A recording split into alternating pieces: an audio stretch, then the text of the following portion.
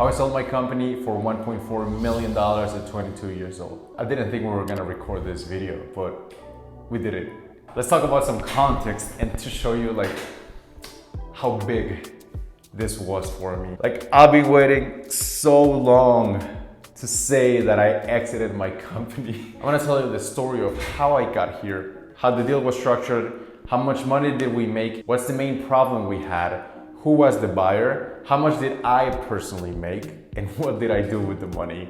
Okay, now, I'm not exactly proud of what I did with the money, but we'll get to it. In 2017 is kind of when I started doing all this business thing. And my first business was actually kind of like Breaking Bad.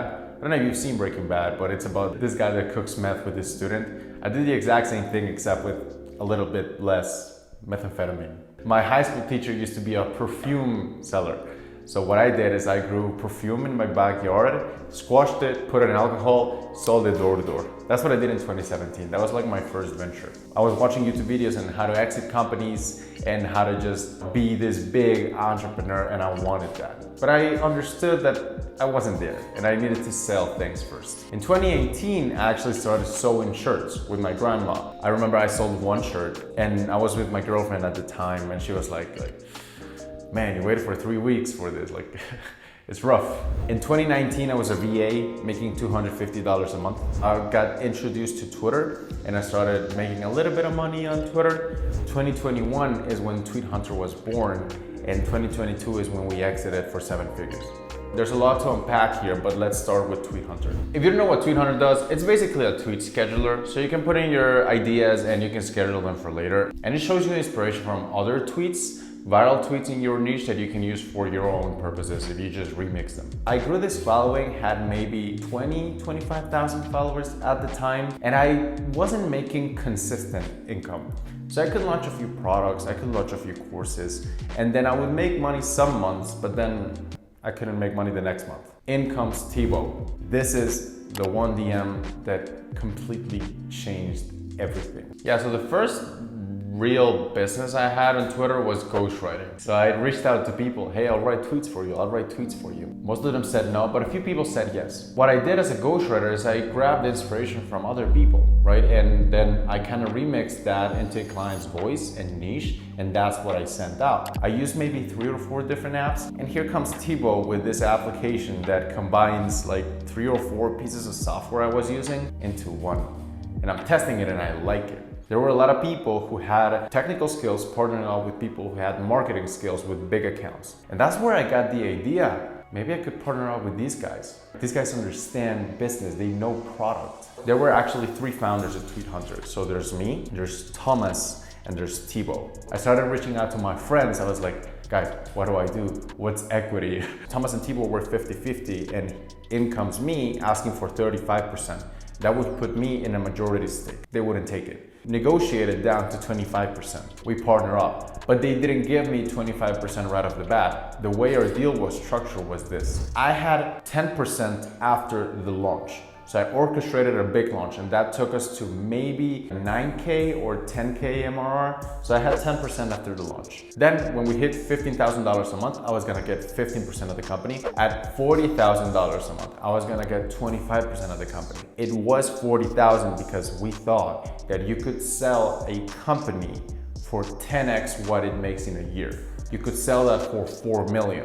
4 million, me at 25% makes me a millionaire, right, in cash. Turns out that's not how it works, but we'll get to that in a minute. Now, we didn't understand how complex valuations are. I was the face of the product at the time, so that was an issue. And it was just a lot of complicated things when it comes to M&A. If I could point out to which was the most stressful time ever in business for me, it was the week of the Tweet Hunter launch. That was horrible. We introduced AI. Now, right now, AI is kind of like everybody's talking about it and it's cool. It wasn't cool when we launched, like it wasn't. There was a lot of backlash from the competition and from people who were like, I'm never gonna use AI. I write my own tweets. And I'm like, okay, well. And it was so stressful for me because for me, it was like my big shot, right? And it was being ruined by this kind of trend of AI makes you cheap, AI makes you not genuine. But then I thought about it. Dude, everybody's talking about us, right? Started picking up steam. And even though the feedback was negative, The MRR was going up. Maybe feedback ain't cash. We always had me pushing Tweet Hunter, right? So we had the big account, so that was good. And that was a blessing. But at the same time, it was a curse. Because remember, what we wanted from the beginning, we all gathered and we're like, okay guys, we are selling this company. Because if we're gonna sell it, I'm out of here, you know? So we had to make it work without me. But at the time we realized that's not the main concern. Let's just keep growing the company. We hit $100,000 a month. We were shocked when we saw that figure. We were like, whoa. And we started looking for brokers. The brokers were just not good. The meetings we got, the people were just not interested. On September, something crazy happened. That's when Thibaut meets Guillaume. Now, Guillaume is the founder of Lempire. Lempire is this huge business. They turned down $30 million in funding. I think it's valued at $150 million.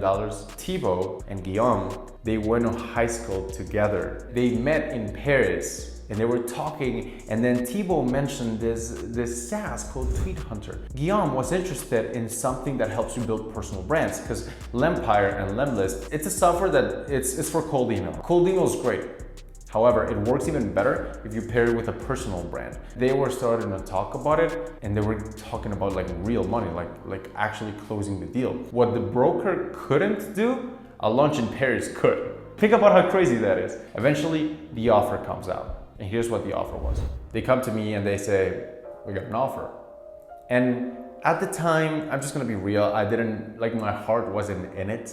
SaaS has less overhead than other businesses, but the reality is we're just spending a lot of money on AI and hires. So the dividends I was getting every month were not nearly as much as what I thought I was gonna get if you see the monthly recurring revenue, right? If you wanted to keep like a steady rate of growth, it started getting harder and harder. Like in the beginning, growing at 50% a month is easy, right? Because you're making no money. Remember, I wanted to sell for 4. And they said it's 1.4. And I still recognize it's a low multiple. It's a 1x multiple at the time. And I was like, you know what? Let's do it.